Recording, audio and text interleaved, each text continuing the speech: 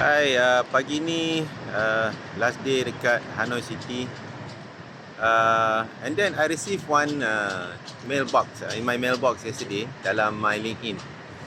Tanya saya lah, okay, macam mana saya bermula, how did I start, how did I start doing the energy management system consultancy. Somehow ditanyalah macam mana saya dapat idea untuk pursue energy management system ni. Okay, and then interesting lah. Okay. Okay, let me share with you my story, how it started. Okay, it started bila saya at my 30s. Saya rasa saya perlu specialize. Okay, and this actually apa yang kebanyakan orang tengok sekarang ialah apa yang sekarang lah, tak ramai yang tahu. Of course lah, saya tak perlu beritahu semua orang kan, the long journey towards today, sebab everything has to start with the first step kan. Okay, saya mula buat energy management system ni not so much as a business. Okay, not so much as a business. Dia lebih kepada pursuing my interest. Okay, my minat yang saya rasa dulu saya perlu specialize. When I reach my 30s, I felt I must specialize. I think I said in some of my previous videos. So I decided to specialize.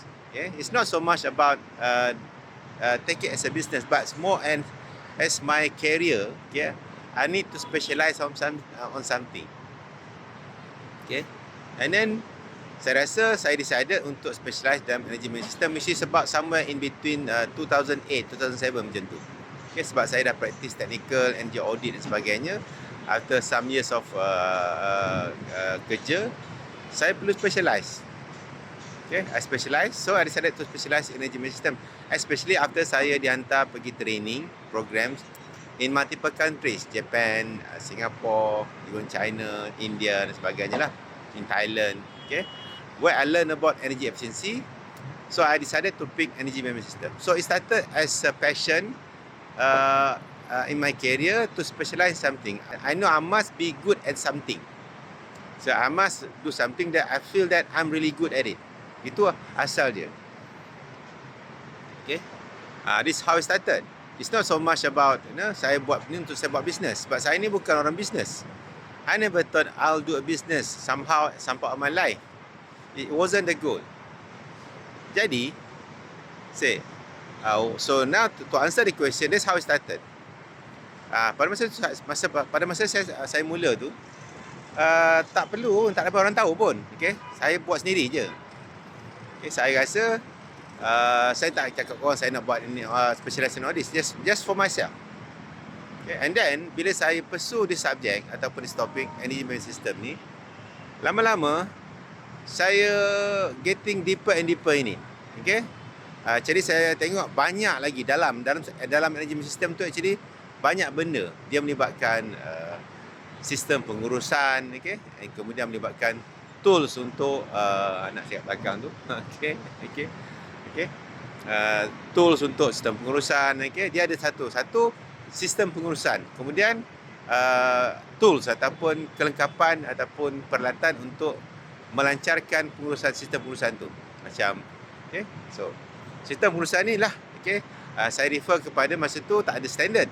Saya lebih kepada tengok some guidelines daripada Jepun, guidelines daripada Thailand. I search some guidelines on energy management system from New Zealand, from Australia, some other countries. Okay, masa tu di Malaysia, perkataan sistem pengurusan tenaga ni lebih merujuk kepada building management system, maksudnya tools, okay, peralatan untuk memantau penggunaan tenaga dan sebagainya lah, bukan satu sistem pengurusan yang lengkap. At that time 2007, 2008 masa tu. Okay, sampailah 2009 saya dapat tahu bahawa masa tu from my contacts kata ISO, International Standard Organization, membangunkan satu standard ISO 5.1 Energy Management System. Baru saya tahu. And then bila standard tu keluar pada 2011, okay, kebetulan pula masa tu ada satu program yang di UNDP program, dan kebetulan pula the project manager dia, project director dia, assistant project director is my good contacts, Professor Kanan. And somehow ada program 5 tahun program. Antara training, antara key activity dalam program tu ialah capacity building. Okay, dipanggil Industrial Energy Efficiency Manufacturing for Manufacturing Sector in Malaysia, IEMMS sama ada. Okay, 5 tahun program. Started from 2012, saya kata start saya lah. Saya pun masuk program tu, saya masuk program program they call it, National Energy Management System Expert. Maksudnya dia akan melatih sekumpulan mereka yang memohon dan layak untuk menjadi pakar sistem pengurusan tenaga peringkat nasional. So I enroll in this program. It was a long program. Okay, kat situlah saya belajar lebih detail tentang how to apply energy management system berdasarkan standard ISO 50001, and then because program tu very unique. Dia bagi training, kemudian dia akan attach participant dengan factories. So participant have to develop the system together with the factories. Maksudnya a very practical kind of training. It's a long program. It's about 2 years kind of program. Okay. From there saya punya minat dalam sistem pengurusan tenaga ni makin bertambah. Okay, bertambah. Kemudian saya, alhamdulillah, selepas 2 tahun saya dapat sijil National Expert Energy Management System daripada United Nations Industrial Development Organisation ataupun UNIDO. So bila saya dapat lebih knowledge yang proper through a long training, banyak session training, throughout the 2 years by the expert, daripada masa tu Liam McLaughlin dan juga Eric, Eric Joubert, daripada Denmark. So one from Ireland, one from Denmark. There was the 2 trainers lah untuk energy management system.